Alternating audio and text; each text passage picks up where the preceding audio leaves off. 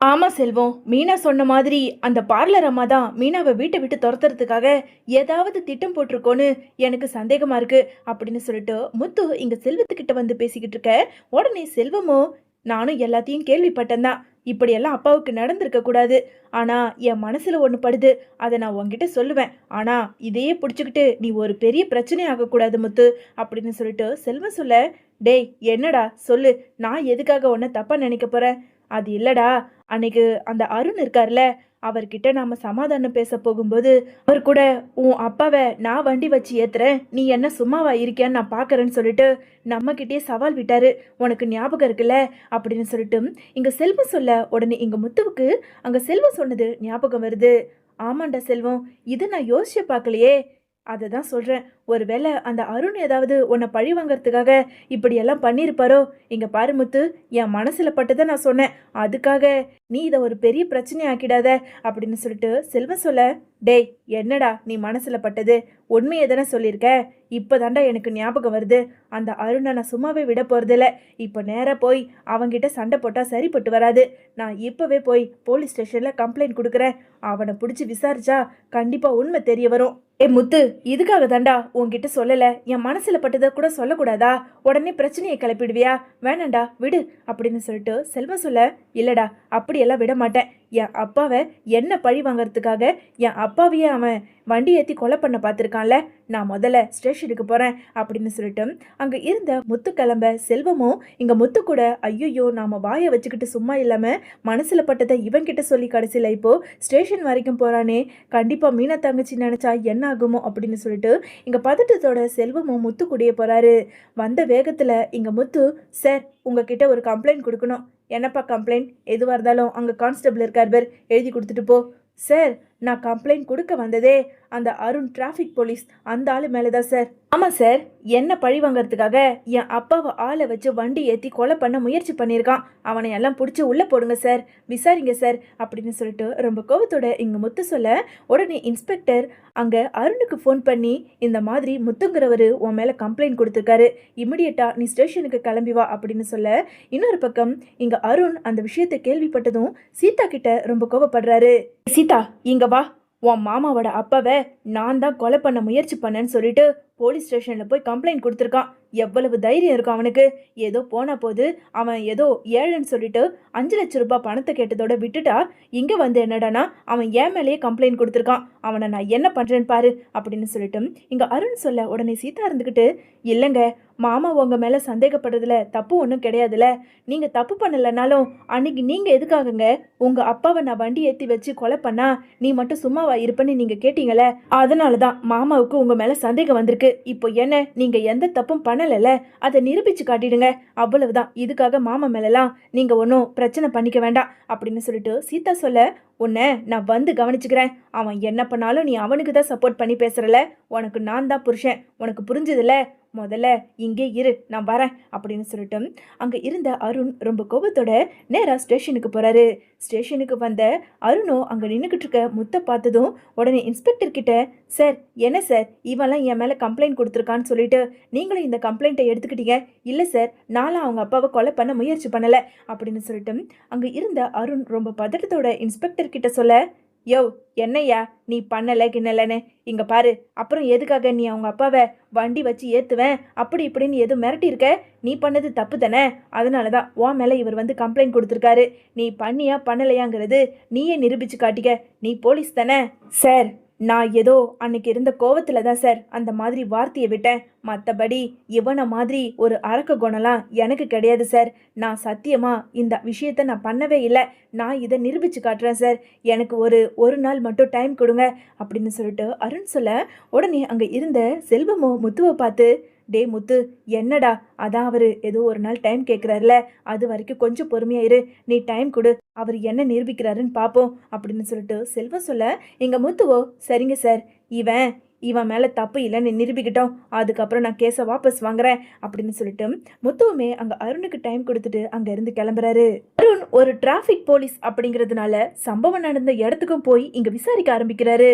Constable, அந்த வீட்ல CCTV footage இருக்கான்னு பாருங்க அப்படின்னு சொல்லிட்டு அருண் கேட்க, இங்க கான்ஸ்டபிளோ அந்த வீட்ல போய் விசாரிக்க, சார் இந்த வீட்ல சிசிடிவி ஃபுட்டேஜ் இருக்கு வாங்க அப்படின்னு சொல்லிட்டு கூப்பிட்டதும் இங்க வேக வேகமா அருண் அந்த வீட்டுக்கு போய் சிசிடிவி ஃபுட்டேஜை செக் பண்ணி பார்க்க, அதுல ஒருத்தன் ஹெல்மெட் போட்டுக்கிட்டு முகத்தை மறைச்சுக்கிட்டு நேரா அங்க அண்ணாமலையை இடிச்சு தள்ளிட்டு நிக்காமலே போறதையும் இங்க அருண் பார்த்துட்டு, கான்ஸ்டபிள் இந்த பைக் யார் பேர்ல ரெஜிஸ்டர் ஆயிருக்கு, எந்த அட்ரஸ்ல இருக்குன்னு சீக்கிரம் கண்டுபிடிங்க அப்படின்னு சொல்லிட்டு அருண் சொல்ல, கூட இருந்த கான்ஸ்டபிளோ கொஞ்ச நேரத்துல விசாரிச்சுட்டு, சார் இது யார் பேர்ல இருக்கு, எந்த அட்ரஸ்ல இருக்குன்னு கண்டுபிடிச்சாச்சு சார் அப்படின்னு சொல்லிட்டு கான்ஸ்டபிள் சொன்னதை கேட்டதும், அப்புறம் எதுக்காக அவன் எங்க இருந்தாலும் தட்டி தூக்கிட்டு வாங்க அப்படின்னு சொல்லிட்டு அருண் சொல்ல, கொஞ்ச நேரத்துல அங்க போலீஸ் அழைச்சிக்கிட்டு கான்ஸ்டபிள் போய் அந்த பைக் நம்பர்ல ரெஜிஸ்டர் ஆயிருந்த அந்த ஆளையும் கூட்டிட்டு வந்து இங்க அருண் முன்னாடி நிப்பாட்ட வைக்கிறாங்க. சொல்லுடா, எதுக்காக அந்த அண்ணாமலை மேல நீ வண்டி ஏத்திட்டு போய்கிட்டே இருந்திருக்க அப்படின்னு சொல்லிட்டு அங்க இருந்த அந்த ரவுடி கிட்ட கேட்க, சார் சார் எனக்கு ஒன்றும் தெரியாது சார், ஏதோ நான் அந்த இடத்துல டேர்ன் பண்ணும்போது அவர் எதிரில் வந்தாரு, இடிச்சிட்டு போயிட்டேன், அப்புறம் எதுக்காக நிக்காம போனேன், அது வந்து சார், டேய் மனசாட்சின்னு ஒன்று இருந்தா ஒரு வயசானவர் கீழே விழுறாருன்னா அவரை நாம பார்த்து தூக்கி ஹாஸ்பிட்டலில் கூட்டிகிட்டு போய் சேர்க்கணும். ஆனால் நீ என்னமோ பக்காவாக திட்டம் போட்டு வேணும்னே அந்த அண்ணாமலையை இடிச்சிட்டு போயிருக்க மாதிரி இருக்கு. சொல்லு, நீ மட்டும் இப்போ உண்மையை சொல்லலைன்னு வச்சுக்கோ, உன்னை உள்ளே தூக்கி போட்டு பெண்டை நிமித்திடுவேன். அது மட்டும் இல்லை, நீ பண்ணதுக்கு என் மேலே தான் கம்ப்ளைண்ட் வந்திருக்கு, உண்மையை சொல்லு. கான்ஸ்டபிள் இவனை 2 போடுங்க அப்படின்னு சொல்லிட்டு அருண் சொல்ல, கான்ஸ்டபிளோ அந்த ரவுடியை போட்டு அடி வெளுத்துவாங்க. சார் சார் சொல்லிடுறேன் சார், சார் இந்த மாதிரி சம்பவத்தை செய்ய சொல்லி எனக்கு ஒரு சில பேர் பணத்தை கொடுத்தாங்க சார், அதனால தான் சார் பண்ணேன். என்னது பணத்தை கொடுத்தாங்களா? யாருடா பணம் கொடுத்தது? யார்கிட்ட இருந்து பணத்தை வாங்கிட்டு இந்த மாதிரி ஒரு காரியத்தை பண்ண அப்படின்னு சொல்லிட்டு அருண் அங்கே அடி வெளுத்து வாங்கி அந்த ரவுடி கிட்ட பதில் கேட்க, சொல்கிறேன் சார் சொல்கிறேன், அவங்க பேர் சிந்தாமணி. சிந்தாமணியா? கான்ஸ்டபிள் இவனை இமிடியேட்டா ஜீப்பில் ஏற்றுங்க, நேராக போலீஸ் ஸ்டேஷன் போவோம், அந்த முத்துவுக்கு ஃபோன் பண்ணி வர சொல்லுங்க அப்படின்னு சொல்லிட்டு அருண் சொல்ல, அந்த ரவுடியை அரெஸ்ட் பண்ணி இங்கே நேராக ஸ்டேஷனுக்கு போக கொஞ்ச நேரத்தில் இங்கே முத்துவையும் இன்ஸ்பெக்டர் கால் பண்ணி வர வைக்கிறாங்க. வந்த முத்துவோ, சொல்லுங்க சார், என்ன ஒரு நாள் முடிஞ்சிருச்சு, இவன் உண்மையை கண்டுபிடிச்சிட்டானா அப்படின்னு சொல்லிட்டு அங்கே முத்து கேட்க, உடனே அங்கே இருந்த அருணுமே, சார் உண்மையை கண்டுபிடிச்சாச்சு சார், இந்த மாதிரி ஒரு காரியம் கேவலமான காரியத்தை பண்ணுறதுக்கு இவனை மாதிரி ஒரு கேவலமான அரக்கு குணம் எனக்கு கிடையாது சார். இங்கே பாருங்க, இதோ இருக்கானே இந்த ரேஸ்கல் தான் அவங்க அப்பா மேலே வண்டி ஏற்றி கொலை பண்ண முயற்சி பண்ணது. இது எல்லாத்துக்கும் காரணம் இவங்கிட்ட பணத்தை கொடுத்து ஒரு லேடிஸ் சிந்தாமணிங்கிறவங்க தான் பண்ண சொல்லியிருக்காங்க அப்படின்னு சொல்லிட்டு அந்த ரவுடி சொன்ன எல்லாத்தையும் ஒன்று விடாமல் அங்கே அருண் சொல்ல, இது கேட்க கேட்க முத்துவுக்கு ரொம்ப அதிர்ச்சியாகி அங்கே இருந்த இன்ஸ்பெக்டர் கிட்ட, சார் இதை நான் எதிர்பார்க்கவே இல்லை, அந்த சிந்தாமணி ஆரம்பத்திலேருந்தே என்னோட ஒய்ஃபை எதிரியாக தான் பார்த்துக்கிட்டு இருக்காங்க, இதனால் என்னோட மனைவியை வீட்டை விட்டு அனுப்புறதுக்காக அந்த சிந்தாமணி பண்ண வேலையாக இருக்கும் போல.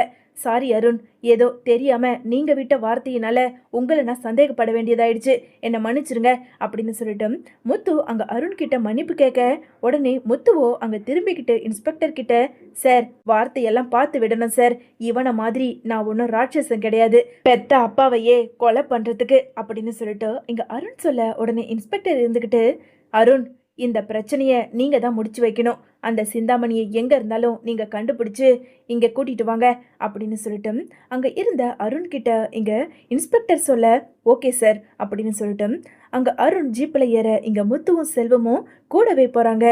வீட்டுக்கு போலீஸ் ஜீப்பில் வந்த அருணை பார்த்ததும் இங்கே சிந்தாமணி இருந்துக்கிட்டு, என்ன சார் வழக்கம் போல் நீங்கள் மண்டபத்தில் தானே வந்து கமிஷன் வாங்குவீங்க, இப்போ எதுக்காக இங்கே வந்திருக்கீங்க, எதுவாக இருந்தாலும் நான் அங்கே கொடுக்குறேன் அப்படின்னு சொல்லிட்டு சிந்தாமணி சொல்ல, ஏய் யாரை பார்த்து லஞ்சம் வாங்குறேன்னு சொல்லிக்கிட்டு இருக்க, இங்கே பாரு நீ பண்ண வேலைக்கு உன்னை அரெஸ்ட் பண்ணலான்னு வந்திருக்கோம் அப்படின்னு சொல்லிட்டு அருண் சொல்ல, இங்கே சிந்தாமணிக்கு ரொம்ப பதட்டமாகுது.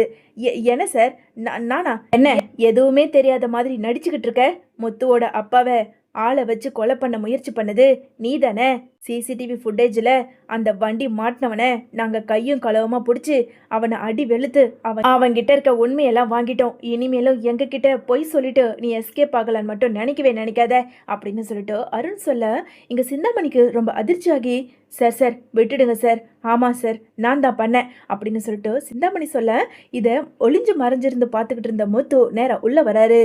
எவ்வளவு தைரியம் இருந்தா அங்கே சுற்றி இங்கே சுற்றி கடைசியில் என் அப்பாவையை கொலை பண்ண பார்த்துருக்க, எதுக்காக இப்படி பண்ண சொல்லு அப்படின்னு சொல்லிட்டு அங்கே சிந்தாமணியை பார்த்து எங்கள் முத்து கேட்க, அது வந்து ரோகிணி தான் இந்த மாதிரியெல்லாம் பண்ண சொல்லிச்சு.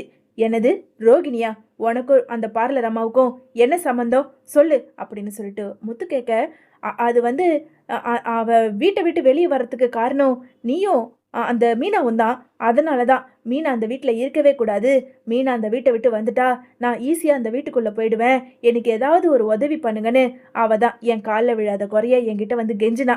அதனால தான் சரி போனா போதுன்னு சொல்லிட்டு நானும் உதவி பண்ணேன். ஆமாம், நான் தான் ஆளை வச்சு கொலை பண்ண முயற்சி பண்ணேன். அது மட்டும் இல்லை, உங்கள் வீட்டுக்கு ஒரு சாமியாடி பொம்பளையை அனுப்புனதுமே நான் தான். அந்த சாமியாடி பொம்பளை ஏதாவது சொல்லி உங்கள் அம்மா விஜயாவோட மனசை மாற்றினா கண்டிப்பாக உங்கள் அம்மாவே அந்த மீனாவை வீட்டை விட்டு அனுப்பிடுவாங்கன்னு சொல்லி தான் இப்படியெல்லாம் பண்ணேன் சார். அதான் எல்லா உண்மையை சொல்லிட்டேன்ல, என்னை விடுங்க சார் அப்படின்னு சொல்லிட்டு சிந்தாமணி பேசிக்கிட்டு இருக்க சரியான நேரத்தில் அங்கே ரோகிணி சிந்தாமணியோட நம்பருக்கு ஃபோன் பண்ண ஆரம்பிக்கிறாங்க.